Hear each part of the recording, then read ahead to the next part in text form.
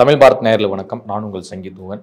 மத்திய அரசினுடைய 2024 மற்றும் 2025 ஆண்டிற்கான பட்ஜெட் இன்றைக்கு தாக்கல் செய்யப்பட்டிருக்கு.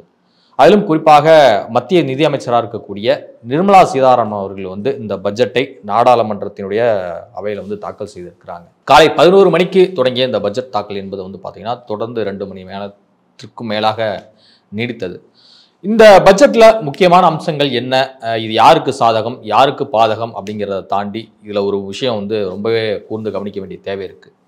எப்போதுமே நிதியமைச்சர் நிர்மலா சீதாராமன் அவர்கள் கடந்த ஒரு 6 முறை நிதி அறிக்கைக்கான அந்த பட்ஜெட்டை தாக்கல் செஞ்சிருக்காங்க. இந்தியாவில் அவங்க நிதியமைச்சராக பொறுப்பேற்றதுல இருந்து இது 7வது முறையா பட்ஜெட் தாக்கல் செய்கிறாங்க. இதற்கு முன்னாடி 6 முறை பட்ஜெட் தாக்கல் செய்யப்படும் போது தமிழ்நாடு குறித்தும் தமிழ்நாட்டினுடைய இலக்கியங்கள் குறித்தும் பல்வேறு விஷயங்கள் தமிழ் குறித்தும் பேசுவாங்க. அதிலும் குறிப்பாக திருக்குறள்லாம் மேற்கோளிட்டுலாம் காட்டுவாங்க. சில டைம் புறநானூறு இன்னும் பல இலக்கியங்கள் எல்லாம் மேற்கோள் காட்டி அப்படியே ஒன்னொன்னா லிஸ்ட் அவுட் பண்ணுவாங்க. இந்த திட்டம் இதுக்காக இது பண்றோம், தமிழர்கள் அப்பவே அவ்வளவு பண்ணிட்டாங்க அப்படி இப்படின்னு சொல்லிட்டுலாம் தமிழ் பற்றியும் தமிழ் நாட்டை பற்றியும் தமிழ் இலக்கியங்கள் பற்றியும் அவ்வளவு புகழ்ந்து தள்ளுவாங்க நிர்மலா சீதாராமன் அவர்கள். ஆனா இந்த முறை பாத்தீங்கன்னா தமிழ்நாடு குறித்தும் தமிழ் குறித்தும் தமிழ்நாடு அப்படிங்கிற ஒரு வார்த்தையே பட்ஜெட்ல இல்லை அப்படிங்கிறது ரொம்பவே ஷாக்கிங்கா இருக்கு.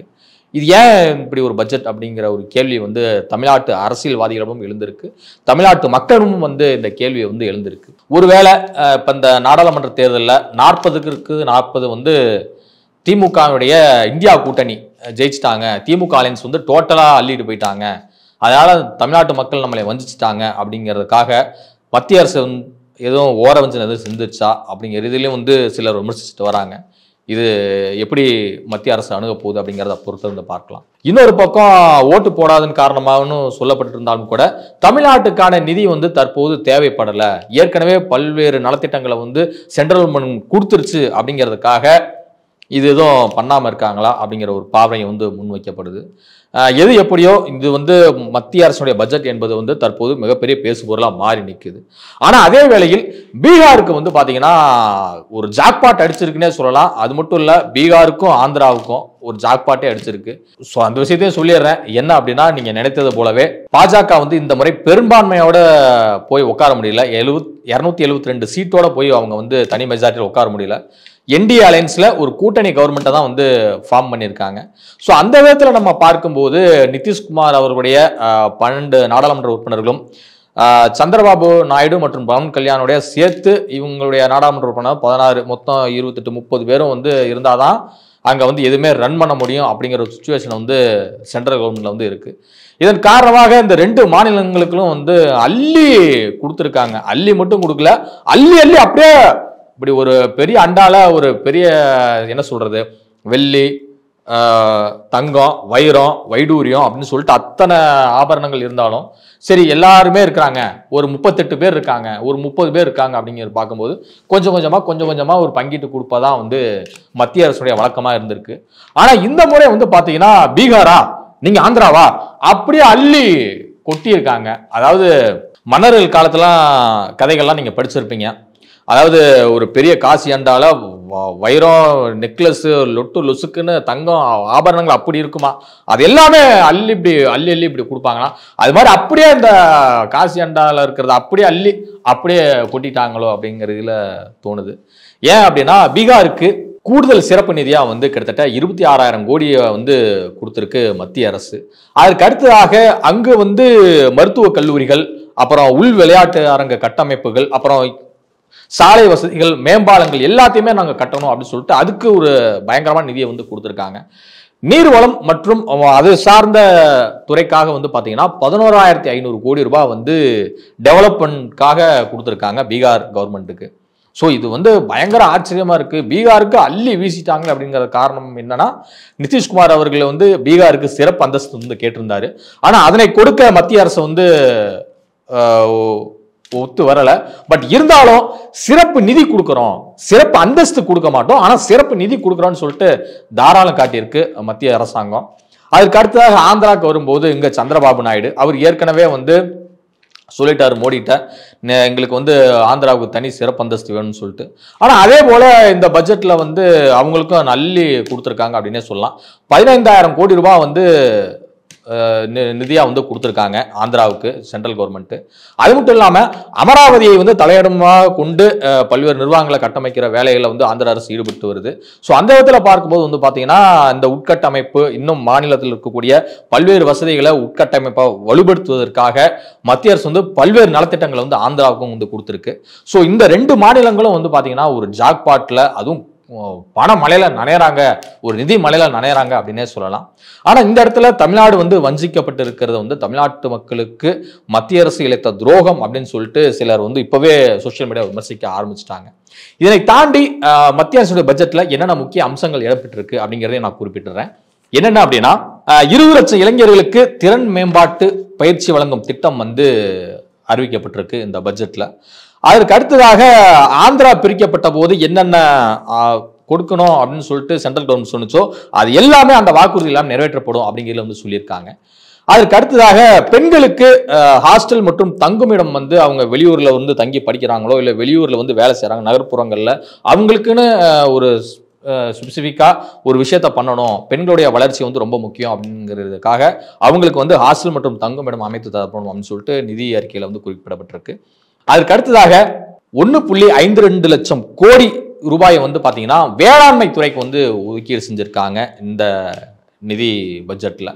அதிலும் குறிப்பாக இந்த பட்ஜெட்ல வேளாண் துறைக்கு ஒரு நல்ல பட்ஜெட் கொடுத்துருக்காங்க அப்படின்னு சொல்லிட்டு அப்ப நிறைய பேர் சொல்லிட்டு வராங்க. அதற்கு அடுத்ததாக பிரதமர் அவருடைய வீடு கட்டும் திட்டத்தின் கீழ் 3 கோடி இலவச வீடுகள் வந்து கட்ட கொடுக்கப்படும் அப்படிங்கிறது வந்து சொல்லியிருக்காங்க.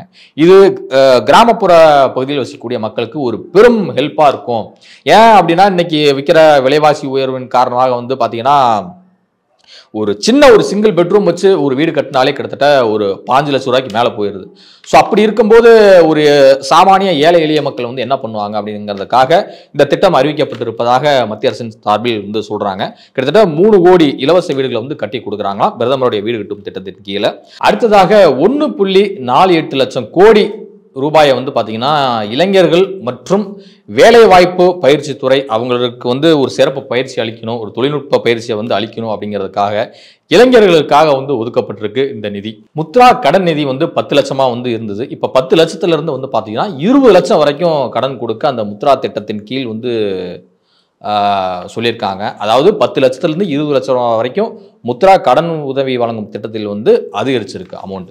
அதற்கு அடுத்ததாக ஹையர் ஸ்டடிஸ், அதாவது உயர்கல்வி பயில விரும்புகிற மாணவர்களுக்கு வந்து பாத்தீங்கன்னா 10 லட்சம் ரூபாய் வரைக்கும் கல்வி கடன் வந்து வழங்கப்படும் அப்படின்னு சொல்லிட்டு நிர்மலா சீதாராமன் வந்து அறிவிச்சிருக்காங்க. வேளாண் துறைக்கு தான் 1.52 லட்சம் கோடி வந்து பட்ஜெட் ஒதுக்கீடு செஞ்சிருக்காங்க, ஏற்கனவே நான் சொன்னேன். அதற்கு அடுத்ததாக பெண்கள் மேம்பாட்டு திட்டத்திற்காக கிட்டத்தட்ட 3 லட்சம் கோடி ரூபாயை வந்து மத்திய அரசு வந்து ஒதுக்கீடு செஞ்சிருக்கிறது, ஏற்கனவே நான் சொல்லியிருந்தேன். அதற்கு அடுத்ததாக 5 கோடி இளைஞர்களுக்கு வந்து பாத்தீங்கன்னா பல நிறுவனங்கள்ல வேலை வாய்ப்பு பயிற்சி, அதாவது இன்டர்ன்ஷிப் வந்து கொடுக்கறதுக்கான திட்டத்தை வந்து ஏற்படுத்தியிருக்காங்க. இது எந்தெந்த நிறுவனங்கள் அப்படிங்கிற சுப்சிக்க பார்க்கறதுக்கு முன்னாடி 500 முன்னணி நிறுவனங்கள்ல 5 ஆண்டுகளில் 5 கோடி இளைஞர்களுக்கு வந்து இன்டர்ன்ஷிப் செய்வதற்கான திட்டம் வந்து செயல்படுத்தப்படும் அப்படிங்கிறதும் சொல்லியிருக்காங்க. இதில் இன்டர்ன்ஷிப் மேற்கொள்பவர்களுக்கு வந்து பாத்தீங்கன்னா 5000 ரூபாய் வந்து கொடுக்கப்படும். பயிற்சி செலவுகளை நிறுவனங்கள் அவற்றின் CSR ஒதுக்கீட்டிலிருந்து மேற்கொள்ள வேண்டும் அப்படின்னு சொல்லி குறிப்பிட்டிருக்காங்க. அதுக்கு அடுத்ததாக பத்திரப்பதிவு கட்டணங்களை வந்து குறைக்க வேண்டும் அப்படிங்கிறதுல வந்து சென்ட்ரல் கவர்மெண்ட் சொல்லியிருக்கு. அது எதன் அடிப்படையில் அப்படின்னா 1 கோடி நகர்ப்புற ஏழைகள் மற்றும் நடுத்தர மக்களின் மேம்பாட்டுக்காக 10 லட்சம் கோடி மதிப்பிலான திட்டங்கள் வந்து திட்டமிடப்பட்டு செயல்படுத்தப்படும் அப்படின்னு சொல்றாங்க. பத்திரப்பதிவு கட்டணங்களை குறைக்க மாநில அரசுகள் வந்து முன் வரணும், மாநில அரசுகள் வந்து குறைக்கணும் அப்படிங்கிறதுல வந்து நிர்மலா சீதாராமன் வந்து சொல்லியிருக்காங்க. ஸோ இதை எப்படி மாநில அரசுகள் எடுத்துக்க போகுது அப்படிங்கிறத ரொம்ப முக்கியத்துவம் வாய்ந்ததாக கருதப்படுது. ஏன் அப்படின்னா பத்திரப்பதிவு துறை என்பது வந்து பார்த்தீங்கன்னா ஒரு பசையுள்ள துறை. அதில் வந்து பணம் குளிக்கிறத எல்லாருக்குமே கண் முன்னாடி தெரியும். ஒரு வீடு லேண்டு வாங்குறதா இருக்கட்டும், வீடு கைமாத்துறதா இருக்கட்டும், சொத்து இந்த மாதிரி அசட்ஸ் எல்லாமே வந்து பதிவு பண்ணுறது எல்லாமே வந்து பத்திரப்பதிவு துறை தான், உங்களுக்கு எல்லாரும் தெரிஞ்சது தான். பட் இந்த துறை வந்து ஒரு வலுவான ஒரு துறை. இந்த துறையில் பத்திரப்பதிவு கட்டணங்களை குறைக்கணும் அப்படின்னு சொல்லிட்டு மாநில அரசுகளுக்கு சொல்வது, மாநில அரசு எந்த விதத்தில் மத்திய அரசு சொல்றதை ஏற்கும் அப்படிங்கிறதையும் பொறுத்து வந்து பார்க்கணும். அதே போல நில ஆவணங்கள் எல்லாமே வந்து டிஜிட்டல் மயமாக்கப்படும் அப்படிங்கிற தகவலை வந்து சொல்லியிருக்காங்க. அதற்கு அடுத்ததாக அரசின் வருவாய் மற்றும் கடன்கள் 2025 மற்றும் 2026 நிதியாண்டில் நிதி பற்றாக்குறையை 4.5% வைக்க இலக்கு வச்சிருக்காங்க. அதற்கு அடுத்ததாக அரசின் வருவாய் 2024 மற்றும் 2025 ஆண்டில் 32.07 லட்சம் கோடியாக இருக்கும் என்று கணிக்கப்பட்டிருக்கு. அதற்கு அடுத்ததாக கடன்கள் 25.07 லட்சம் கோடியாகவும் இருக்கும் என மத்திய நிதியமைச்சர் நிர்மலா சீதாராமன் அவர்கள் தெரிவித்திருக்கிறார். பட்ஜெட்டுடைய சில அம்சங்கள் எல்லாமே பார்த்தோம். இந்த பட்ஜெட் என்பது பாத்தீங்கன்னா ரொம்ப எளிய மக்களுக்கு போய் சேராது அப்படிங்கிறதுல ஒரு பார்வை முன்வைக்கப்படுது. ஸோ அவங்களுக்கு பெருசா ஒரு பாதகமான ஒரு சூழ்நிலை தான் நிலவுது அப்படிங்கிறாங்க. பிரதமர் அவருடைய வீடு கட்டும் திட்டத்தின் கீழ் 3 கோடி பேருக்கு வீடுகள் கட்டித்தரப்படும் அப்படின்னு சொல்லியிருந்தாலும் கூட இது அடுத்த 5 ஆண்டுகளுக்கா இல்ல இந்த ஒரு வருடத்துக்குள்ளே எல்லாத்தையுமே பாசிபிள் பண்ணிட முடியுமா அப்படிங்கிற ஒரு கேள்வியும் இருக்கு. ஸோ பொறுத்திருந்து பார்க்கலாம். மத்திய அரசுடைய பட்ஜெட் என்ன விதமான தாக்கத்தை மக்களிடம் ஏற்படுத்தி இருக்கிறதுங்கிறத நம்ம பொறுத்திருந்து பார்க்கலாம். நன்றி, வணக்கம்.